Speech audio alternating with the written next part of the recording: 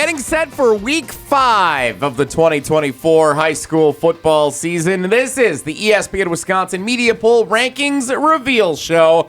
Good afternoon from the Everlight Solar Studio at ESPN Madison. My name is Jesse Nelson, and I am joined this week by the Dean of Area High School Sports here in the greater Madison area. He is Dennis Semrau. Dennis, good afternoon, and a happy Tuesday to you as we get set for what's the unofficial midpoint now of the high school football regular season.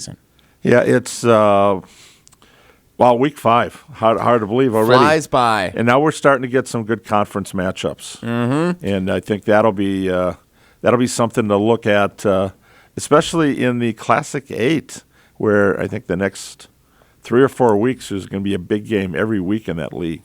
We say it's the SEC of Wisconsin high school football. No disrespect to the SEC. That's actually the SEC conference in Wisconsin high school football. But the Classic 8 definitely feels like it just has a little extra juice every single week. We'll get to the large schools coming up here in just a little bit. Just a quick reminder of how our poll works each and every week. So we have 2 polls that rank the top 10 teams in the state. The small schools, enrollment size 549 and fewer. That's the rough estimate of teams that will play state championship games, I should say, on Thursday at Camp Randall Stadium on November 21st, Divisions 7 through 4. Then we have the large schools, enrollment size 550 and up. That's projected to be the schools who will play state championship games on Friday, November 22nd at Camp Randall Stadium, Divisions 3, 2, and 1. One of these polls has a lot more movement this week than the other, and we'll dive into that as we take a look at how the teams rank in week 5 of the 2024 high school football season. Let's go ahead and get right to the small schools. As we do each and every week, the small schools get their chance to go first, and let's take a look at who cracks this week's Top 10. Checking in at number 10. It's actually a tie once again this week. At tied for 9, Lodi Blue Devils with a 35-7 win at Bigfoot and Stanley Boyd. Welcome to the poll. The Stanley Boyd Orioles got a big win last week, 18-12 over what had been the 9th-ranked team in the state, Mondovi. So Stanley Boyd takes Mondovi's place exactly because Mondovi and Lodi were tied for 9th last week in the poll. Dennis, nice win for Stanley Boyd. Yeah, and who do they get this week? Osseo Fairchild, and also an unbeaten team, 4-0, 2-0 in the league. So, it's Stanley Boyd. They were 3rd in the Clover Belt last year. Their 2 losses were to Mondovi and Regis, 2 teams that were in their top 10 last week. And they advanced to level 2 of the playoffs, but again, it's a loaded conference, and right now they creep into the top 10. A Saturday showdown with Regis coming up on October 5th for Stanley Boyd, but the Orioles, welcome to the poll, first time ranked here in the 2024 season. Checking in at number 8. Another first-time addition to the small school media poll this year, the Keel Raiders, 4-0, coming off a 45-13 dominant win over Brillion. They've got St. Mary Catholic coming up next, but when you look at Keel, Dennis, we saw the state basketball tournament featuring the Keel Raiders last year as a great squad coming in, but they have a pretty smooth schedule, it would look like, coming up. Their toughest game remaining against New Holstein on the road, who's a 2-2 team. Keel is an interesting team that I don't think is going anywhere in this poll over the remainder of the regular season.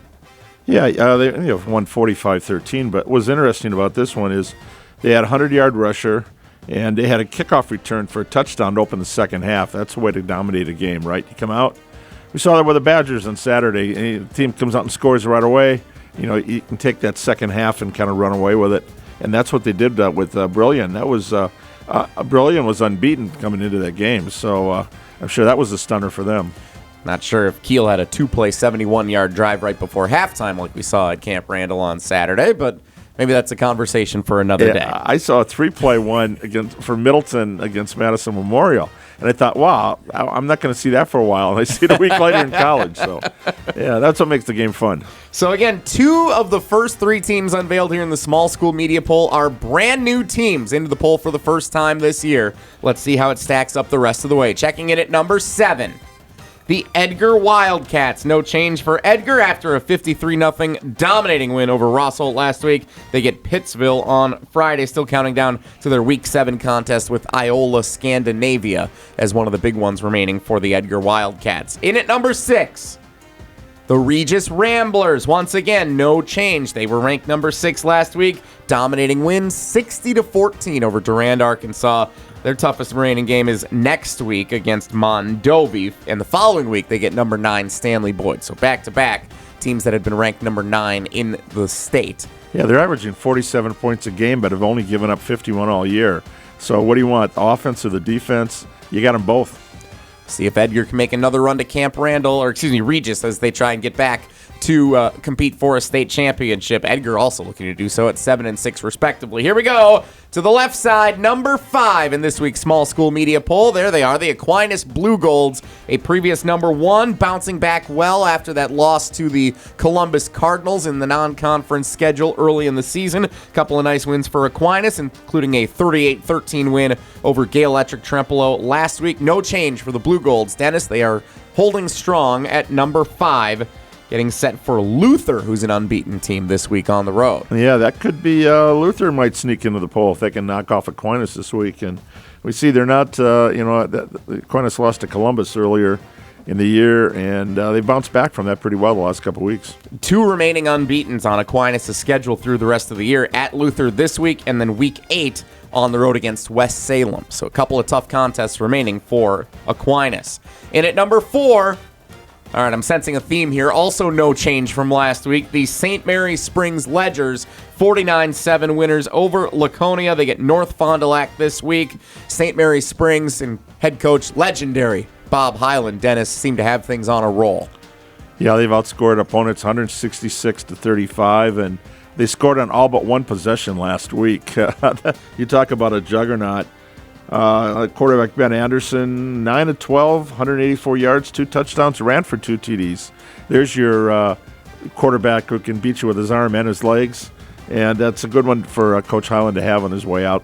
St. Mary Springs stays strong at number 4. Over to number 3 in the small school media poll this week, the Wrightstown Tigers. Closer than they may have wanted against the reigning Division IV runners-up in Luxembourg Casco, but they did win 28-14. Wrightstown trailed after the first quarter. They were tied at 14 at halftime before scoring 2 fourth-quarter touchdowns to break the tie and ultimately win the game. They get 2 Rivers this week, but probably the toughest test Wrightstown has faced thus far. Yeah, and I don't think they're going to be going any place in the standings because we got 2 good ones coming up next. Checking in at number 2, the Columbus Cardinals once again shutout dominating win 46-0 over Horicon Hustisford. You wondered, okay, after Columbus had those back-to-back weeks against some of the top teams in the state, they propelled from being unranked all the way up to number 2. How would they fare against Horicon Hustisford when there wasn't quite the juice going into that game? Dennis, they took care of business easily. Yeah, they got Bigfoot this week, who's 1-3, so I see another W on the horizon. The meat of the Columbus schedule is already gone. There's for sure those wins over Aquinas and Lodi early in the season. That was definitely the toughest stretch. They do get Lake Mills still. The Capital Conference is a tough conference, but it does appear that Columbus has a chance to stay right there in the top 2. Yeah, and you mentioned Lake Mills. They're a team that just missed out on the voting. Defeated Belleville 40-20. They're 4-0, 2-0. So, yeah, that'll be one they'll be looking forward to. The L-Cats come to town. Lodi still has Lake Mills coming up later this year, too. That 9th-ranked team, the Lodi Blue Devils. All right, so that means number 1 again this week. The Stratford Tigers, 33-6 winners over Wittenberg-Burnhamwood. Dennis, they just keep getting it done. It feels like every week we're hearing Stratford with another dominating victory, and that's why they're getting so many first-place votes from our voters. Yeah, they've only given up 4 touchdowns all year. It's 4 games. It's one way to do it. I'll take it. And they can put some points up on the board. But, yeah, this week they get Wyowega Fremont, a 2-2 team. And we'll see. I don't think – yeah, our top 7 did not change. That's right. So the 7 were last week or the 7 this week. And I think we could have a repeat of that next week. Not a lot of drama in this week's small school media poll. The top 7 teams with no change from 1 week ago. Keel and Stanley Boyd worked their way into the poll. Lodi remains tied for 9th down near the bottom. And Appleton Xavier's second loss, Mondovi got beat, so they're out. Yep, was going to clean up a little house there. So with 2 new teams moving in, that means 2 teams, of course, did move out. Mondovi with the loss to Stanley Boyd, replaced by Stanley Boyd. Pretty easy plug and play right there.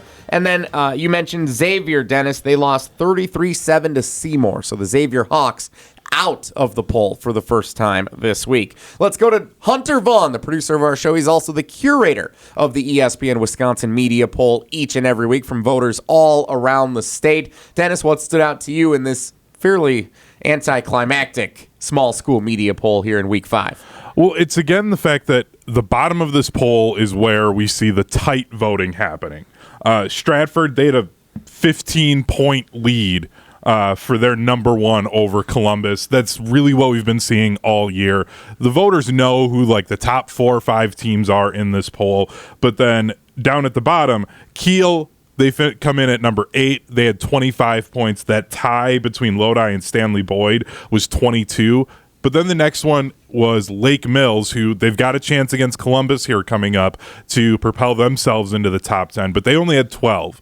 So our voters, we're at the point in the season where they know who the top 10 are. They know who they like. We know who we expect to probably be seeing level 3, level 4 of the playoffs in a few weeks here. And it's really just a matter of, unless somebody slips up at this point, I think this is probably the top 10 we're going to be seeing pretty consistently in the small schools. It's been a little bit of a revolving door in like spots 10, 9, and 8 down in that poll, but the top 7 I feel have been very consistent this year, Dennis. Yeah, the one to keep an eye on, though, is that Aquinas Onalaska Luther with, I think, 3 votes in the poll this week, 3 points. So for the 3-time defending champs, Aquinas, that's one more test for them. But again, I don't think they're going to have a problem, but Luther might have something to say about it. It's definitely the game of the week in the small school division. 5th-ranked Aquinas and unbeaten Luther trying to work its way into the poll, but also hand Aquinas its second loss of the season for the 3-time defending state champions. That is the small school poll here on the ESPN Wisconsin Media Poll Rankings Reveal Show. Jesse Nelson, Dennis Semrau, producer Hunter Vaughn with you in the Everlight Solar Studio at ESPN Madison. Time now to shift our attention on this ESPN Wisconsin Media Poll Rankings Reveal Show for Week 5 of the high school football season over to the large schools. And guys, I got to prepare mentally for what's going to happen at the top of the poll this week. My alma mater, the Muskego Warriors, did lose to the Magano Indians in a rivalry game. I did make a wager. I have to wash a car now for my buddy Joe. He went to Magano. So that's now 2 cars I got to wash because I still got to wash Brusts from 2 years ago. So I guess I got to go buy 2 years ago. Yeah, I guess I got to go buy some soap and make the rounds and really start to take care of business on some of these car wash bets that I've made. So, all right, Muskego goes down. That means we'll have a new number 1, presumably, in the large school media poll this week. Let's go ahead and get right to it. Checking in at number 10, the Cedarburg Bulldogs. No change from last week. Cedarburg unbeaten on the year. A 42-14 win over the Nicolay Knights on Friday night. Cedarburg putting a nice little resume together, Dennis, including a win over Grafton, the defending Division III runners-up, 21-20 in Week 1. They've got Whitefish Bay this week, Cedarburg does, and the toughest remaining game is on the road at Homestead, and then Slinger in Week 8. So Week 7 and 8 going to be the tough tests over the remainder of the regular season for Cedarburg, but I have a feeling they'll continue to clock in here near the bottom of this large school media poll as we continue into the regular season. Yeah, the one that's close, West Salem, is right behind them, so that might be a push depending on how easy some of the next games are. But yeah, I don't see Cedarburg tested till right at the end of the year. Checking in at number 9, Rice Lake. How about that? The team that beat Grafton in the Division III state championship game last year. I was wondering, Dennis, when Rice Lake would finally get its due here in the top 10, and they make their first appearance in the top 10 this season with a 36-19 win on the road over Menominee. First time ranked for the defending D3 state champions. They've scored 36-plus points in each of their 4 games this season. I'm not sure why the voters haven't put them in the top 10 yet, but here is Rice Lake checking in at number 9. Well, they have a 17-game winning streak, and their last loss was to Menominee last year, and guess who they beat this past week? Menominee, 36-19. They got a little bit of revenge. They won the Middle Border Conference last year, but now they're back in the larger Big Rivers again, and they also move up to Division II because of the performance factor this year. So they're trying to put a good resume together, 4-0 unbeaten. They got 3-1 Chippewa Falls this week. But, yeah, we kind of expected Rice Lake. They've been hanging there every week, and with Madison Memorial dropping out of the poll, there was an opening, and there it is. Chippewa Falls, a decent opponent this week that Rice Lake will have a nice test against. And then, of course, their toughest game remaining against New Richmond the following week. So back-to-back weeks, Rice Lake going to be pretty front and prominent here in the large school media poll, checking in at number 9. How about the number 8 team this week? Oh, down one spot, the Marquette Hilltoppers. After a 36-10 win on the road against Germantown, Marquette drops one spot. And Dennis, you wonder how long that loss in Week 1 to Arrowhead is going to linger with the defending Division I state champion Marquette University High School Hilltoppers. Well, they haven't lost since, and Tommy Venandi, 100, he had 3 touchdowns. Eric Schmidt, the UW recruit, the kicker, he had 3 field goals, including a 46-yarder, but only 3 of 4 in his extra points. Oops, had a little blip right there. But, 36-10, that was a big win for them over Germantown. This week they get Menominee Falls, so they're not going to fall in the poll. Maybe they might make a move up, but that just says something about the teams in front of them. It's a strong finish for Marquette at the end of the season. Week 8 against Sussex Hamilton and Week 9 at Magano. Let's check number 7 in the large school media poll. Wow, that's interesting. So Magano last week was the number 8 ranked team, and they go on the road and beat number 1 Muskego. But Magano moves up just one spot this week after a 34-24 win on the road against the number 1 team in the state, Dennis. What happened with Magano? How come they're only up one spot? Well, again, that says something about the teams in front of them that didn't lose. And, again, that look at, okay, what's going to happen next week with the Classic 8. It's just week to week. I think you're going to see a little bit of shuffling, but these teams will stay in the top 10. I think people just thought, okay, Magano is a good team. Muskego, very good team as well. And that was just one that Magano was able to get, 306 yards rushing against Muskego. That's usually the other way around. Muskego usually dominates it with that fantastic offense by Kenny Krause. Yeah, you would have thought that Magano would move further up. I'm shocked that they come in at number 7 this week, but maybe it is, like you said, Dennis, a testament to the teams in front of them. But yes, it was their rushing attack that they were able to put on Muskego that I don't think Muskego was used to facing. 159 yards for quarterback Mason Kelly, 147 yards for Mason Radabicki, the running back. Like, they ran over Muskego at their house, spoiling homecoming for the number 1 team in the state. I thought it was a shocking upset. Maybe others closer to it in the Classic 8 didn't find that to be the case, but I was shocked that Muskego went down to Magano. So let's now check out who comes in at number 6, because what's interesting here is Muskego is going to be in front of Magano unless they dropped out of the poll entirely, and I can't imagine that's going to be the case. Who's number 6? Well, there they are. The Muskego Warriors down 5 spots. And this is when I vote, I go, okay, head-to-head, Magano won. They got to be in front of them in the poll. So maybe that's, again, part of the reason why Magano doesn't have as big a gap because of the other teams that we still got to go. But, yeah, that was Hugh was stunning, but just another day in the Classic 8. So let's check in who's number 5 then as we continue in the large school media poll rankings. There's Arrowhead. So that's back-to-back-to-back Classic 8 teams at 7, 6, and now 5. And it sets up a showdown this week. By the way, Arrowhead 36-13 winners at Pewaukee last week. That's great. Now look who they got this week. Muskego. So it's number 5 and number 6 squaring off this week after number 6 and number 7 in this week's poll played last week. The Classic 8, every week it's a battle, Dennis. And here we go again. These are the best teams of the conference. It's a loaded conference as it is every year. And these are the best teams having essentially a round robin every week playing one another. And here we got Friday is Muskego Arrowhead. The following week is Arrowhead at Oconomowoc. That's a team to keep an eye on in that conference.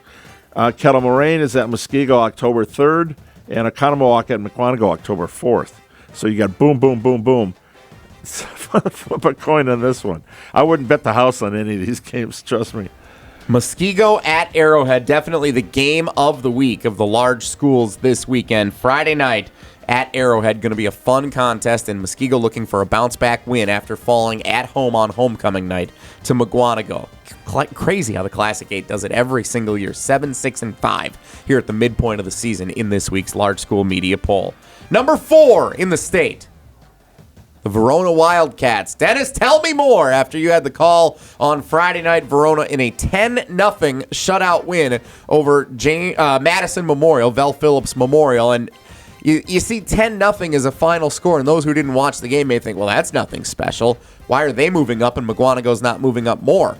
Tell us what you saw. Well, first of all, that was the Marion Moore for Memorial and Trey Poteet for Verona, the matchup. And kind of neutralized each other. The guy that was the star of the show was Kamari Norris. He had one interception in the end zone, added a second interception, had 2 breaks, one of them in the end zone. This is a guy that had played up until freshman year. He ended up with hip surgery a year ago, hip replacement. How many kids in high school have hip replacements? And he was an offensive player, but he decided to come back and play football. Asked coach if he could play some defense. Now he's one of the best defensive backs. And with him and Poteet, that is a great 1-2 punch. So that really shut down the Memorial offense. They were not able to really get much going. The only touchdown was scored on a defensive play where the quarterback got sacked. Fiedler got sacked by Memorial about the 8-yard line, got hit, scoop and score. And that was it. So the only touchdown of the game. Yeah, and the 4 previous years, the game was decided by a touchdown or less. Last year, this past weekend, it was 10. So that's a good battle. And now for Memorial, that's their last tough test because they've already beaten Middleton. And for Verona, they've still got Middleton on their schedule. But that's a very good Verona team, and I think they'd be competitive. Are they competitive with the Classic 8? That's what we're starting to kind of wonder because that's who they could be paired up early. And that could be interesting come playoff time. Hunter Vaughn, you were also on the call with Dennis on Friday night. Any thoughts you wanted to add on what you saw from Verona as the 4th-ranked team in the state? I think it was the fact that Dennis and I talked about it on the broadcast, and I even brought it up on last week's reveal show, that the question has always been with the Big 8 schools is what happens when they see the Classic 8? Eventually they're going into the playoffs with the way that those spots line up on playoff seeding. This feels like a Big 8 defense for Verona that can compete with a Classic 8 team because of Trey Poteet on one side, and then if they shade Kamari Norris as a safety over the other side, it's going to be really hard for teams to go deep on them, and then you're forced to have to run the ball and play one-dimensional football against this Verona team. They're going to be really hard to play against for anybody in the playoffs. This feels like one of those Big 8 teams that might be able to push through and get to Camp Randall finally. Yeah, and it's been since 1995 that a Big 8 team has won state. Long time That is a long time to wait. We'll see if Verona can be the team that gets over the hump for the conference. All right, 3 teams still to go in the Large School Media Poll. At number 3, the Notre Dame Tritons. Notre Dame, again, steadily moving up. They are 3rd ranked now in the state, up 1 spot from being number 4 last week. Each week it feels like Notre Dame, Dennis, moves 1 spot up, 1 spot up. They're just very consistent, including a 56-0 win over Green Bay East. Made it look easy, and they get Manitowoc Lincoln coming up this week. But it looks like Green Bay is going to be here to stay, Notre Dame. And Lincoln's 0-4, so that could be another crushing defeat. But, the Tritons, that was the team we got to see last year, knocked Mount Holbrook out of the playoffs. And they just picked up where they left off. At number 2 in this week's Large School Media Poll, the Kimberly Papermakers up 1 spot, a 42-7 win at Fond du Lac. They get Appleton East this week. And Dennis, it's starting to look like Kimberly is pretty much on cruise control until their final 3 games. It's really a backloaded schedule for the Papermakers. At Neenah, home Kaukauna, and at Appleton North to close out the regular season. But it looks like Kimberly is going to be, once again, the dynasty in the early 2010s. Looks like they've got a chance to get back to Camp Randall this year. Yeah, I really like it. They got a great passing combination. DeAndrew Williamson Jr. was 19 of 34, 171 yards. Connor Johnson, 11 for 141. There's a fantasy. If you're in a fantasy league, you want that quarterback-wide receiver combo. And for the Papermakers, they've done a good job using that this year. We'll have to get the high school football fantasy league set up for next year, and we'll make you the commissioner. You can run all the stats. I tell you, there's that. some stats around the state. Guys, that we'd love to have it.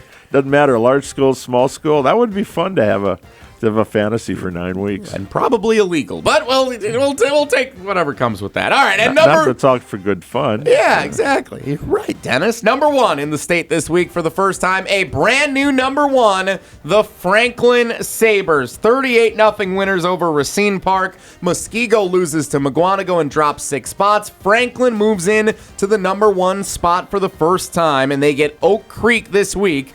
And don't sleep on the Oak Creek Knights giving Franklin a good game. That's a rivalry. Two communities very close to one another in the Milwaukee area. And Oak Creek is 3-1 this year, with their only loss being to the previous number 1 ranked team, the Muskego Warriors. So going to be a fun contest to keep an eye on this week with Franklin and Oak Creek as a game of the week. But Franklin is the number 1, Dennis. They lost in the state championship game in Division I last year, and they appear to be on a mission to get back to Camp Randall and bring home the gold ball in 2024. Yeah, they're the class of the Southeast right now. And with Oak Creek, we'll see what happens with them. Like you said, good rivalry game.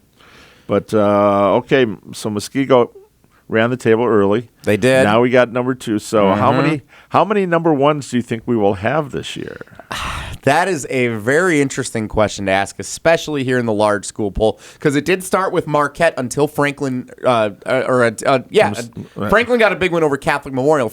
Marquette was number 1, lost to Arrowhead at the start of the year. So Marquette was our first number 1 ranked team. Then Muskego. Now we've got Franklin. If Franklin doesn't slip up, I don't think Kimberly would jump over Franklin unless the voters take strength of schedule into consideration. But I don't think there's that drastic a difference if Kimberly runs the table at the end of the year versus Franklin staying number 1. So I think I'm going to lock in 3. I don't think Franklin loses again this season, but if they were going to, I wouldn't be surprised if it ends up being this week against the Oak Creek Knights. That would be the toughest remaining game I think it's on their schedule. How many do you think we'll end up with? Well, Green Bay and Notre Dame is a Division III team, so I think teams are going to look at the competition level, especially with the Classic A teams. And I could see a one-loss Classic A team jumping in there, depending on how the other games are. If Arrowhead runs the table, they're unbeaten in the conference right now, and they've got 1 loss overall. I could see them jumping up there. But Verona might have a say in it. But unfortunately for Verona, other than Middleton, there's not anybody really left on their regular season schedule. Yeah, not a lot to pad the resume. That's a big win where they right. can, or you could say pad the resume. Their resume is done. All right, let's go to Hunter Vaughn, our collector of the data for the ESPN Wisconsin Media Poll each and every week. Hunter, what stood out to you for the large school poll this week? How close these Classic 8 teams are. We've seen it on the field, how close they play each other all the time. Arrowhead coming in with 80 points, Muskego 78, Magano 77. The voters, we're talking 1 or 2 voters making this different, and all 3 of those are completely switched around. So that's very interesting. Yeah. 1 point in the accumulated of all the voting. Yep. 1 point had Muskego in front of Magano after Exactly. Magano had just beat them last week. So we made a big deal about that as we unveiled the rankings, and you're saying it was that close. Yeah, the voters, I think they're waiting to see who wins the conference, basically. And they're just like, they're all 3 basically together, and I think they're almost trying to make this a tie. I know our voters aren't talking to each other about this, but it's just the way that these points keep coming in that it just feels like they're just waiting on this, and they're like, let's see who comes out on top. Then all of a sudden we might see one of those 3 jump up the polls one week because they're like, okay, they're clearly the best of the 3. Let's just throw them up there now. Well, the team that could throw a wrench, though, is Oconomowoc, which is 14th if you look at the votes overall. And with a big game coming up this week, I wouldn't be surprised. It might throw a wrench in, but yeah, we've seen this before, 3-way ties for the conference, and the WI says, okay, you have to declare a conference champ for them from the seeding standpoint. Good luck there. And you could have the round robin situation where Arrowhead beat Magano beat Muskego, and Muskego beats Arrowhead. So they're all 1-1 against each other potentially. That'd be such a mess. If Arrowhead, let's give them the credit here. I'm looking at this from Muskego glasses as an alma mater, or as my alma mater, but.